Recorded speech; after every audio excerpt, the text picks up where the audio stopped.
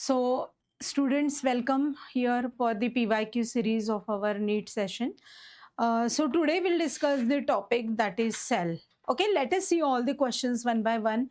And, dear students, whenever I am talking about each and every question, so please you note down your answer carefully, and side by side you should have your textbook in front of you. You should have your notebook in front of you, and some references which you are using regularly during your study. So if you are keeping all these things in front of you, it will be easy for you to understand whatever I'm talking about, right? So let us start here with the topic that is cell, the unit of life. Okay, so question number one. See, read the question carefully. Which one of the following statements refers to the reductionist biology? So, option number one. See here, physico-chemical approach to study and understand the living organisms, physiological approach to study and understand the living organisms, chemical approach to study and understand the living organism, and behavioral approach to study and understand the living organism. So, what should be your correct answer? Think on this and tell me what will be the correct answer. So, very, very important. We are supposed to see which statement is referring here to the reductional biology. So, it's physico-chemical approach to study and understand the living organisms. Means what? How the physiology is there, how the different steps are there. So we are supposed to understand each and everything related with what your living organism. So what should be your correct answer? Your correct answer here is A, that is physico-chemical approach to study and understand the living organisms, right? Now, question number two. What is question number two here? List is given here. Okay, so list one and list two. In number one, this thing we have here provided with the different organelles and here their functions. So let us see what is that. Number one में क्या दिया है? देखो list में क्या दिया है? A is centromere, number two is cilium, then cristae, and then cell membrane. Okay, we are supposed to see what are the correct options which are given here. So we are supposed to choose the correct alternative. ये देखो centromere, centromere का function क्या है? आपको पता है कि centromere is present in the chromosome. Then cilium, cilium जो होता है it's a very special projections on the cell surface which are arising from the granules, right? Next is what your cristae. cristae जो होते हैं वो हमारे mitochondria में होते हैं. और फिर सेल मेम्ब्रेन, तो आपको पता है cell membrane is the outer most layer here. So what are the correct option? Let us see. So D is the correct option. अब हम लोग इसके बारे में देखेंगे. Will match the following year. A जो है centromere is very very important during the cell division. Okay, cilium is very important for the cell movement, right? cristae is there here in the mitochondria, and cell membrane is giving you the phospholipid bilayer. So this will be the correct option here, right? So these are correct match the following. You know the function of centromere. Centromere is very important during the cell division. Okay, you know that the spindle fibers are going to attach to the centromere and you will get the nuclear division. अगर nuclear division होता है तब भी आपको cell division मिलेगा, बरोबर? And that will give you the perfect thing. Cilium, you know that cilia is plural. Cilium is here, that is we are getting the best thing here. They will give you the cell movement, right? And we have the cristae which is the very important part of what here.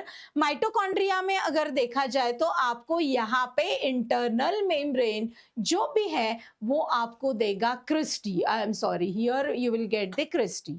End cell membrane जो होता है you are getting the phospholipid bilayer. ऐसा आपको layer मिलेगा, right? And that is why this will be the here correct answer. So your correct answer here is option D. Okay, so let us go for the next question. From the statement given below, okay, choose the correct option. अब हमको देखना है यहाँ पे options कौन से हैं। तो option देखो कौन से हैं। Number 1 option काय आहे बघा. Number 1 is eukaryotic ribosomes are 80s, you know 80s, right? And prokaryotic ribosomes are 70s. Each ribosome has two subunits, two subunits 80s and 60s and 40s, while that of 70s will be giving you 50 and 30s, right? Two subunits of 80 will give you 60 and 20, 70 will give you 50 and 20. Two subunits 80 का होगा, 60 end 30 end 70 का होगा, 50 end 30। तो हमको ये सोचना है यहाँ पे कौन सा करेक्ट है। Any guess? You know that जो यूकैरियोटिक सेल में है वो 80s होगा, no doubt about it. Prokaryotic में जो होगा वो 70s होगा, नो डाउट अबाउट इट। अब 2 यूनिट्स होंगे हमको पता है, लेकिन हमको ये सोचना है कि यहाँ पे जो भी डिस्ट्रीब्यूशन है यूनिट्स का वो कैसे दिया है। तो वो है, you have the correct answer here is, that is A, B and C are true. So this is nothing but what here? A is the correct answer. Okay, this is true. This is also true and C is true. That 80 वाला जो है ना उसमें होगा 60s and 40s 80 में, और जो 70 में होता है ना उसमें होगा 50s and 30s. Please student note down this.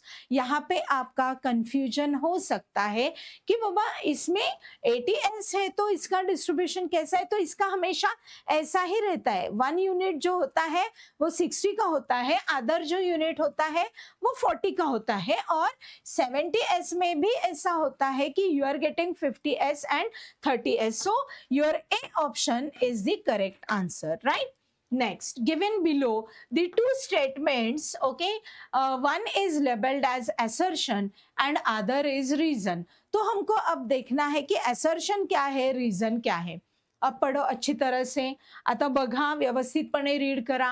The primary function of Golgi apparatus is to package the material made by the endoplasmic reticulum and deliver it to the intracellular targets and outside the cell. Reason क्या है देखो, vesicle containing materials made by the endoplasmic reticulum fuse cis position, you know उल्टा और सुल्टा, right? Cis and trans position, you know, of the Golgi apparatus, they are modified and released as transphase of the Golgi apparatus. तो हमको ये देखना है कि what is what here, which is the correct explanation and what are the things over here. So we are having that both these are correct, no doubt about it. Assertion is also correct, reason is also correct, and R is the correct explanation for A. क्योंकि जब हम लोग Golgi apparatus देखते हैं तो उसमें सिस and transposition तो होती ही है। ओके, ये हो गई आपको cis position and trans position. Okay, and they are modified from trans to cis here whenever the vesicles are giving you this kind of position here, it is very very important thing. और assertion में क्या दिया है देखो, primary function क्या है कि Golgi apparatus is packaged material made by endoplasmic reticulum। ये जो हमारा गोल्गी apparatus होता है तो ये हमारे मीन्स जो न्यूक्लियर एनवेलप में जो भी हमारा ये एंडोप्लाज्मिक रेटिकुलम होते हैं तो इसका ओरिजिन होता है हमारे न्यूक्लियस से, to deliver the intracellular targets and outside to the cell. ये जो होता है ये पूरे हमारे न्यूक्लियस में जो होता है, यहाँ पे न्यूक्लियस से यहाँ पे ये जब बाहर आ जाएगा तो you will get the different what here transportation of the material, right? So what should be your correct answer? Your correct answer here is a, that both assertion and reasoning is true and R is the correct explanation for what here? A. Got it? So A is the correct answer. अब next देखो क्या है, which of the following function is carried out by cytoskeleton in the cell. आता तुम्हाला विचारलंय की कोणतं यापैकी सायटोस्केलेटन मध्ये होणार आहे function? Nuclear division, protein synthesis, motility end transportation. अगर वैसे देखा जाए तो ये देखो, ये क्वेश्चन आपको पूछा गया था नीट 23 में, तो what should be your correct answer? carried out by the cytoskeleton is very, very important here for the motility. Got it? So C is the correct answer. Okay, next. Identify the correct organization of the genetic material from largest to smallest. बरोबर, म्हणजे आपल्याला बघायचंय की large पासून smallest पर्यंत कोणतं असणार आहे according to the dimensions and all. तर तुम्हाला माहिती आहे की जेव्हा जेनेटिक मटेरियल तयार होतं तर जेनेटिक मटेरियल हे अगदी स्मॉल म्हणजे डबल स्ट्रँडेड DNA जो आहे तो डबल स्ट्रँडेड DNA सगळ्यात पहिल्यांदा कंबाईन होणार आहे हिस्टोन प्रोटीन पर्यंत. बरोबर, आणि हिस्टोन प्रोटीनला जेव्हा तो बाइंड होणार आहे तेव्हा तुम्हाला वेगवेगळ्या प्रकारचं काय मिळणार आहे, 2 युनिट्स एकमेकांना जोडले जातात आणि DNA त्याच्यावर रॅप होतो. मग तुम्हाला मिळतं की न्यूक्लिओझोम कसा तयार होणार आहे. बरोबर, त्याच्यानंतर तुम्हाला मग सोलेनॉइड फायबर्स तुम्हाला मिळतात. बरोबर, सोलेनॉइड फायबर्स वगैरे वगैरे हे सगळं बेसिक झालं. बरोबर, पण त्यांनी इथं विचारलं की जिनोम म्हणजे काय, क्रोमोझोम म्हणजे काय, न्यूक्लियोटाइड काय, जीन काय, हे तर तुम्हाला बेसिकली माहिती पाहिजे की a segment on the DNA is called as what here gene. बरोबर, आणि जेव्हा तुम्ही क्रोमोझोम पर्यंत येता या सगळ्यांपासून जेव्हा तुम्हाला क्रोमोझोम मिळणार आहेत तर तुम्हाला माहिती पाहिजे की स्मॉल पासून बिग कसं होणार आहे. तर तुम्हाला हा सिक्वेन्स माहीत असणं खूप खूप गरजेचं आहे. तर तुमचा सिक्वेन्स असा असणार आहे इकडे. Okay, from larger to smaller is this here. Okay, this is your correct answer. Nucleotide तुम्हाला माहिती आहे की याच्यामध्ये जेव्हा तुम्ही बघता तेव्हा शुगर प्लस तुमचा नायट्रोजन बेस आणि तुमचा फॉस्फेट ग्रुप, कळतंय, एवढं सगळं मिळून तुमचा काय तयार होणार आहे, इकडे तयार होईल तुमचा न्यूक्लियोटाइड. बरोबर, जेव्हा न्यूक्लियोटाइड असेल, न्यूक्लियोटाइड मग तुमचा जीन होणार, मग तुमचा क्रोमोझोम होणार आणि मग फायनली आपण त्याला तुमच्या सेलमध्ये असल्यानंतर आपण त्याला काय म्हणणार, जीनोम. लक्षात आलंय स्टुडंट्स? तर लक्षात घ्या, सर्वात स्मॉलेस्ट युनिट कोणता असणार आहे इकडे, न्यूक्लियोटाइड, फॉलोड बाय काय, जीन. मग त्याच्यापासून तुम्हाला काय मिळणार आहे पुढे, क्रोमोझोम, आणि मग लास्ट काय मिळेल तुम्हाला, genome. So this is the order which is the correct order. Genome, chromosome, मग काय येणार, जीन, आणि त्यानंतर काय येणार, nucleotide. So B is your correct answer. पुढे बघूयात. Question number 7. A protoplasm is a cell. A protoplast is a cell without nucleus, undergoing division, without cell wall, and without plasma membrane. तर protoplast म्हणजे काय असतं? Protoplast is a cell without cell wall. Please note down the answer. Okay, so this is your correct answer. आता बघा पुढचं काय आहे. A major breakthrough in the studies of cell came with the development of the electron microscope. तर आपल्याला बघायचं की काय आहे आन्सर इकडे. Okay, what is the answer for the 8? Okay, so resolution power of the electron microscope is much higher than that of the light microscope. This is what the correct answer. You are getting the correct one. हाच तुमचा major break through असणार आहे. तो म्हणजे काय, resolution power ही electron मायक्रोस्कोपची अर्थात जास्त असणार आहे.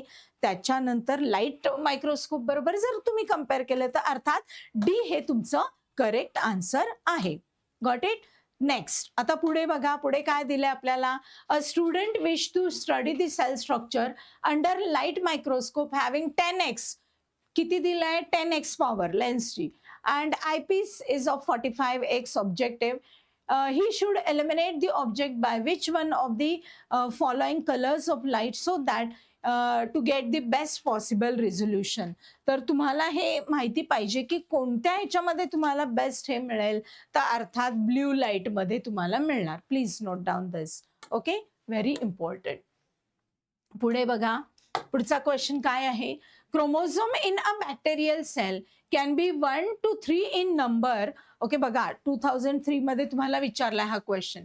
Can be circular as well as linear within the same cell, are always circular, then are always linear, and can be either circular or linear but never both with the same cell.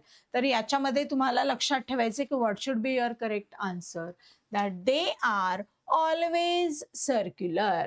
कळतंय? So please make the correct mark for this. Next, statement 1 काय दिलंय बघा. Statement 1 तुम्हाला इकडे mycoplasma can pass through the less than 1 micron filter size. Okay, if you are filtering. Number 2 statement काय, mycoplasma are bacterial cells without cell wall. तर आपल्याला बघायचं आहे की काय आहे इकडे. Statement 1 is correct but statement 2 is incorrect. Okay, so this is your correct answer here. B is the correct answer. पुढे बघा आता काय दिलंय, कोणता प्रश्न. क्वेश्चन नंबर 12 बघा काय दिलंय स्टेटमेंट तुम्हाला. Inclusion bodies of blue green algae, purple and green photosynthetic bacteria are. तर याच्यामध्ये तुम्हाला विचारलंय की इन्क्लुजन बॉडीज कोणत्या आहेत, तर these are gas vacuoles. Very simple question. Next बघा आता काय दिलंय, which of the following statement about the inclusion bodies are incorrect. तर आता तुम्हाला विचारलंय की इन्क्लुजन बॉडीज बद्दल इनकरेक्ट स्टेटमेंट कोणतं आहे. तर बघा पहिलं स्टेटमेंट काय दिलंय तुम्हाला, these are involved in injection of the food particles, injection. Number 2 they lie free in the cytoplasm, cytoplasm मध्ये फ्री राहतात. They represent reserve material in the cytoplasm and they are not bound by the cell membrane. तर आपल्याला correct answer माहिती आहे की these are involved in the ingestion of what here, food particles. This is which is not correct, which is incorrect here. Got it? Okay, A is the correct answer. पुढे बघूयात. Question number 14 बघा. Which of the following nucleic acid is present in an organism having 70S ribosomes only. आता बघा option मध्ये काय काय दिलंय जरा चेक करा. ऑप्शन मध्ये काय दिलंय, double stranded circular DNA without histone protein, single stranded DNA with protein coat, double stranded circular naked DNA and double stranded DNA enclosed in the nuclear membrane. तर आपल्याला बघायचं की काय आहे नेमकं which is along with the 70S ribosome. तर correct answer आहे तुमचं that double stranded circular naked DNA. बरोबर, म्हणजे अर्थात it is there in the prokaryotic cell. हे कोणामध्ये असणार आहे, तर प्रोकॅरियोटिक सेल मध्ये असेल. व्हेरी सिंपल, अतिशय सिंपल क्वेश्चन होता हा. पुढे बघा, which of the following is not a inclusion body found in the prokaryotic cell. बघा प्रोकॅरियोटिक सेलमध्ये कोणत्या नाही आहेत इन्क्लुजन बॉडीज असं त्यांनी आपल्याला विचारलेलं आहे. तर पहिला ऑप्शन दिलाय त्यांनी cyanophycin granules, then glycogen granules, then polysomes आणि आहे फॉस्फेट ग्रॅन्युल्स. राईट, तर पॉलिझोम्स आपल्याला नाही मिळणार. Okay, so this is your correct answer. Please note down. Okay, all this statements are very very important here. Okay, चलो next. Cell wall is absent in. Very simple. बघा option काय दिलंय, पहिलं number 1 option दिलंय फ्युनारिया, दुसरं दिलंय option मायकोप्लाझ्मा, nostoc आणि ॲस्परजिलस. तर आपल्याला डोळे झाकून आन्सर आलं पाहिजे, that is mycoplasma. These are without cell wall. Very simple, keep it in your mind. Okay, next बघा, which structure perform the function of mitochondria in bacteria, nucleoid, ribosomes, cell wall and mesosomes. आपल्याला सर्वांना माहिती आहे की प्रोकॅरियोटिक सेलमध्ये तुम्हाला मिझोझोम्स दिसतील आणि हे जे मिझोझोम्स असतात they are arising from the cell membrane. तर हे मिझोझोम्स तुम्हाला असे पसरलेले दिसतील आणि या मिझोझोमचं फंक्शन काय आहे माहितीये, दे कॅरी दी रेस्पिरेटरी एन्झाइम्स. बरोबर, यांच्यामध्ये काय असणार आहे, respiratory enzymes, and that is why mesosomes are responsible for the respiration. तर हे अतिशय महत्त्वाचं फंक्शन आहे की जे माइटोकॉन्ड्रिया सारखं आपल्या प्रोकॅरियोटिक सेलमध्ये हे फंक्शन देणार आहे. सो अर्थात तुमचा आन्सर आहे डी, दॅट इज मिझोझोम्स.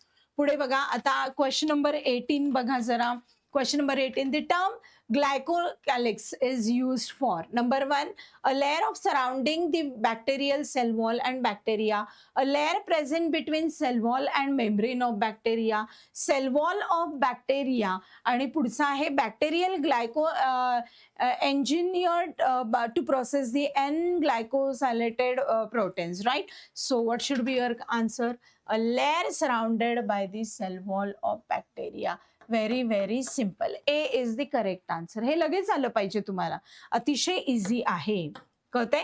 आणि यासाठी तुम्हाला NCERTचं book word to word read करणं अतिशय गरजेचं आहे. ओके, आता बघा क्वेश्चन नंबर 19 बघा. Why is the capsule advantageous to bacteria?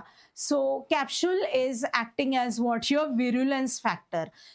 जेव्हा कॅप्सूल व्हिरुलन्स फॅक्टर साठी महत्वाचा असतो, म्हणजे अर्थात सर्वात महत्वाचं फंक्शन आहे, it allows the bacterium to hide from the host immune system. D is your correct answer. Okay, very very important. पुढे बघा आता 20 काय आहे?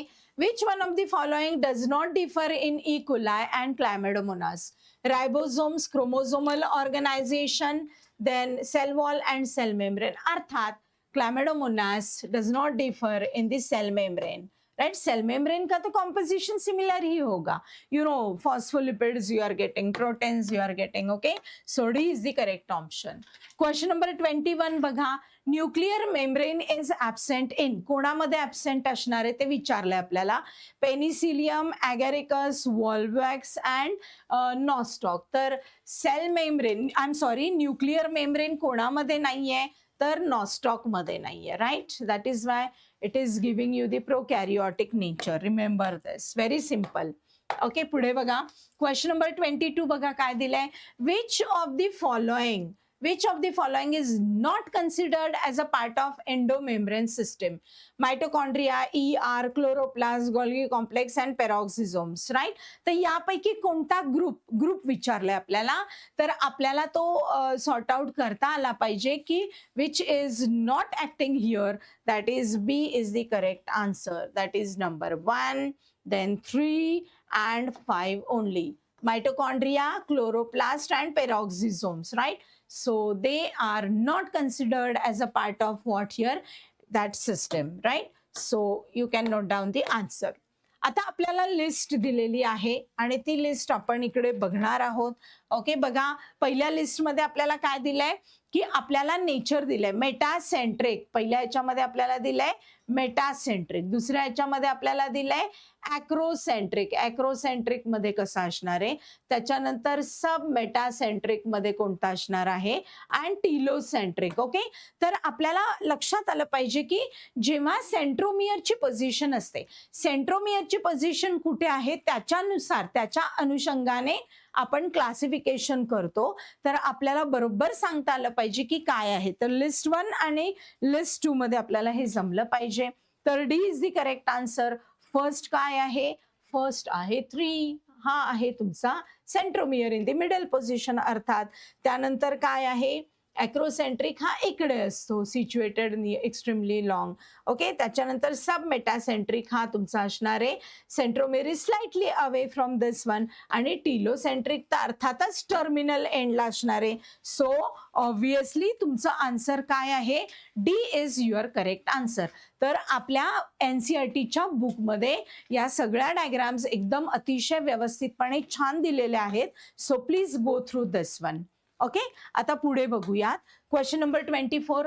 Which one of the following statement with respect to endoplasmic reticulum is incorrect? SER is devoid of ribosome. In prokaryotic and only in RER is present. SER decides for lipid synthesis and RER has got ribosome attached with this one. So your answer is this here. Prokaryotes, only RER is present. Okay, पुढे. If the pH in lysosomes is increased to alkaline, what will be the outcome? Lysosomal enzymes will be more active. Hydrolytic enzymes will function more efficiently. Hydrolytic enzymes will become inactive and lysosomal enzymes will be released into the cytoplasm. आता बघा काय विचारलंय आपल्याला की pH in the lysosome is increased to alkaline, what will be the outcome? म्हणजे याचं answer काय असलं पाहिजे, तर hydrolytic enzymes will become inactive. हे एन्झाइम इनॅक्टिव्ह होणार आहेत, लक्षात ठेवा. Okay, go through this answer very perfectly. C is the correct answer. Next, आता 26 बघा काय दिले आपल्याला. Organelles that are included in the endomembrane systems are. Endomembrane system मधले ऑर्गनेल्स कोणते आहेत? So very simple. It will be endoplasmic reticulum, Golgi complex, lysosome and vacuoles. Very simple. तुम्हाला सगळे मेम्ब्रेन बाउंड सेल ऑर्गनेल्स माहिती पाहिजेत आणि तुम्ही sort out करता आलं पाहिजे की कुठल्या ऑर्गनेल पासून काय तयार होतंय. So this is very unique system here in the cell cytoplasm. Question number 27. When centromere is situated in the middle position, okay, equal arms you are getting. The chromosome is referred as, याला काय म्हणाल तुम्ही? Very simple. This is called as metacentric. It depends on the presence of what here? Centromere. Okay, you know that due to the presence of centromere only you are classifying all the chromosomes, right? So students, तुम्हाला माहिती आहे की आपण जेव्हा नीट साठी preparation करतो तर सर्वात महत्वाची गोष्ट ही आहे की तुम्ही आपल्या NCERT बुक मधनं वर्ड टू वर्ड रीड करणं अतिशय गरजेचं आहे.